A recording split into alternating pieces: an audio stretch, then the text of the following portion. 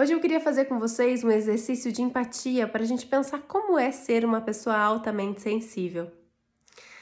Quando a gente pensa em questões sensoriais, em perfis sensoriais, a gente pode ter certeza absoluta que essa é talvez uma das questões mais tocantes no sentido de trazer dificuldades para se relacionar. Acho que a grande parte das queixas que eu tenho no consultório são questões relacionadas a processamento sensorial. Há uma diferença entre o jeito que eu processo os estímulos, que eu sinto e reajo, e qual é o meu ritmo em relação às coisas, e como é o processamento disso no outro que convive comigo, seja ele meu marido, meu filho, minha irmã, minha mãe, meu pai, enfim, né? Para cada situação que eu escuto é de um jeito. É muito interessante quando a gente vai pensando que mesmo pessoas altamente sensíveis podem ter padrões diferentes de processar esses estímulos, sendo às vezes aquelas que precisam colher todos os dados sobre um determinado fato para depois dar uma resposta, ou aquelas que estão o tempo inteiro alertas e dando respostas impulsivas, ou às vezes até com uma atenção alternada para todos esses alertas que estão ligados no seu corpo, que faz com que essa pessoa seja extremamente proativa para resolver tudo o que está acontecendo e de repente ela passa que nem um trator em cima de todo mundo, por ela ser muito sensível e às vezes pensar em coisas que ninguém mais pensou que podem acontecer e estar prevenindo essas coisas. Já temos às vezes as outras pessoas que elas são mais de se esquivar, que mesmo sendo muito sensíveis, elas vão se recolher dentro delas para processar o que está acontecendo e depois elas vão devolver isso para o mundo. Então, mesmo dentro das pessoas altamente sensíveis, a gente tem diferenças no jeito que as pessoas vão se relacionar com elas mesmas e com o mundo. E aí a gente junta a isso os outros dois perfis, que são as pessoas buscadoras, que estão sempre precisando de muito estímulo para poder se sentir vivas, e as pessoas que são mais zen, né? Que são aquelas que pode cair um mundo do lado delas e elas não vão se incomodar. Que pode estar um caos total na Terra e para elas está tudo bem, né? Porque elas são as observadoras, né? Elas têm um funcionamento mais tranquilo. E às vezes a gente pode ser altamente sensível e ter essas características também. E aí isso tudo fica muito confuso, como uma grande salada, que faz com que a gente precise ter muito autoconhecimento para entender o que a gente precisa fazer para se regular em cada uma dessas situações. Então, o que eu trabalho no consultório geralmente?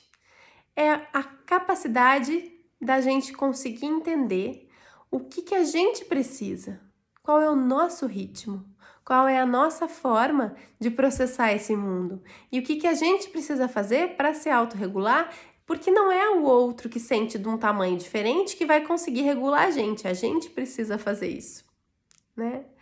Então, o drama de ser altamente sensível é muitas vezes estar sempre tendo que regular não só o que acontece na sua rotina, naquilo que é possível de controlar, mas também regular os pensamentos que vão invadindo essa mente e fazendo tudo ficar muito maior do que precisa.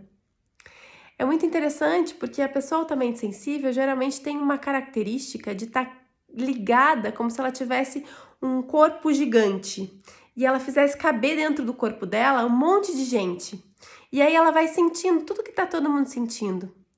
E às vezes ela pode aumentar o que as pessoas estão sentindo ao redor dela. Às vezes até se preocupando com coisas que as pessoas estão sentindo, mas não naquela proporção que elas imaginam. Como se eu percebesse que alguém da minha família tá triste, e aí eu processasse aquilo num jeito tão grande dentro de mim, que aí eu vou começar a sofrer por algo que a pessoa às vezes está sofrendo, mas ela está sofrendo menos do que eu. E eu estou sofrendo mais do que ela com uma situação que é dela. Então, o trabalho da pessoa altamente sensível é estar constantemente vigilante, não em relação ao seu alerta, que já é gigante para se proteger no mundo, mas a vigilância com relação aos seus próprios pensamentos. E é nisso que dá trabalho. De tentar não deixar maior do que precisa aquilo que está acontecendo. De tentar não deixar que as situações venham com cargas de outros momentos da vida e deturpem aquilo que está acontecendo, causando dificuldades de resolução. Porque além de tudo isso, a gente pode pensar num cérebro que tem um dossiê muito especializado por conta da sua sensibilidade. E não se esqueçam que o cérebro sempre gosta de notícia ruim. Então ele sempre vai ficar buscando aqueles eventos, os piores possíveis que aconteceram na vida, para ficar tentando deixar você alerta de que se tiver um padrão parecido nesse algoritmo aí, ele vai fazer algo para te tirar dessa. E aí que é o problema, né? Porque se a gente fica focado nas notícias ruins e tem um cérebro altamente sensível, que já é naturalmente mais alerta, ele vai ter mais notícia ruim para te contar.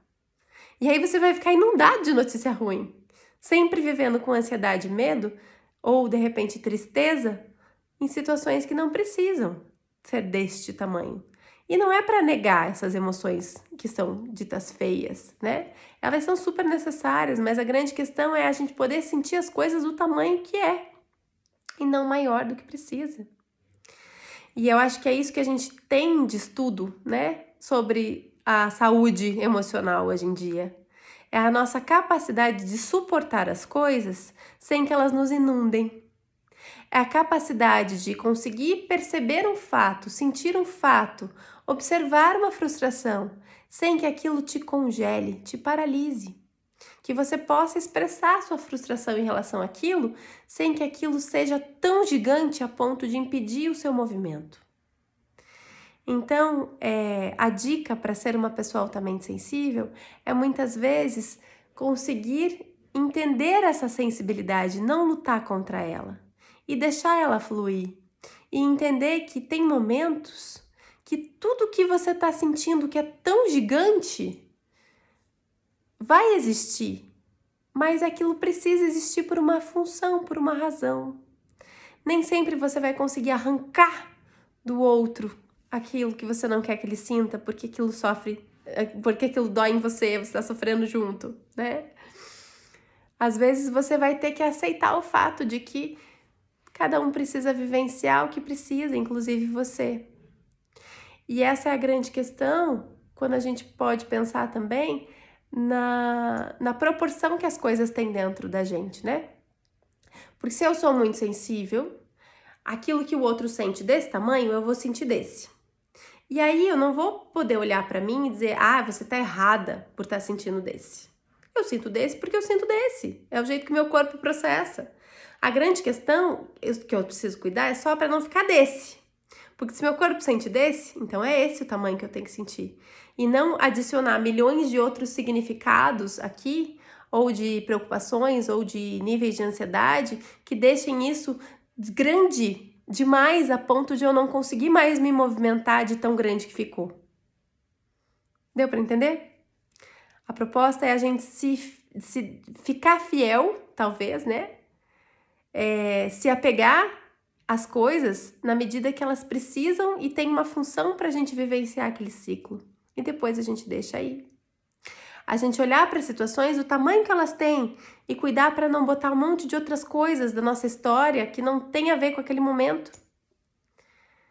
E com isso, a gente respeitar, então, o nosso tamanho de sentir, que é desse e o outro desse, e também olhar para o outro e dizer que ele não está errado. Mas sim, eu sou responsável pelo tamanho que eu sinto e por regular o tamanho que eu sinto. E o outro precisa ser responsável por regular o tamanho que ele sente. E não adianta eu querer botar o outro dentro de mim, porque eu não vou conseguir mudar a vida dele. Mesmo que eu ame e queira tirar dele o que eu tô sentindo por ele. Eu preciso sentir com ele, não por ele. E aí é assim que eu ajudo muito mais. Quando eu acolho, talvez, com a minha sensibilidade, as pessoas e as coisas, mas sem achar que eu sou responsável. Entendendo qual é o meu papel com cada pessoa, que relação é essa. E com isso, me comunicando o tempo inteiro. Porque a pessoa altamente sensível, ela precisa contar para o mundo que ela sentiu daquele tamanho, sem culpa que ela sente daquele tamanho. Mas ela precisa dar notícia, porque o outro não vai entender o tamanho que ela sente. Complexo, mas pode ser simples. E é nisso que eu acho que está aí o principal aprendizado. da pessoa altamente sensível? Simplificar. Olhar com mais objetividade e não deixar ficar gigante o que tem só esse tamanho. Beijo e até!